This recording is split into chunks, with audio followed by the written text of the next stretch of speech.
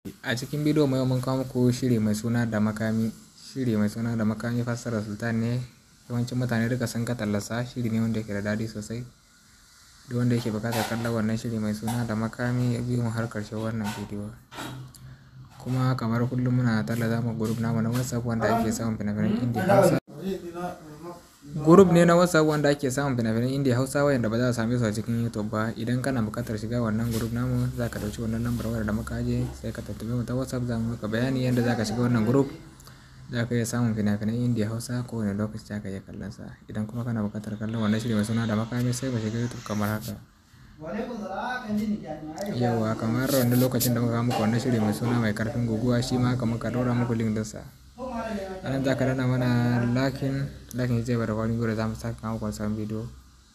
Yauwa abin da za ka yi anan za ka danna mana subscribe shine kai ma zai baka duk lokacin da aka ɗora sabon abu za ka yi samu sa. Abin da dole idan sai ka yi za ka iya kallon wannan fim wannan shine wannan bangaren za ka danna wannan guri da ka nuna kana ta wannan dan gurin nan za ka gani link zai bayyana kana ta wannan link za ka iya kallon wannan shiri mai suna da makami. Yauwa na ɗaya da na biyu ne a rabe suke da lamba ɗaya da lamba biyu normal ne.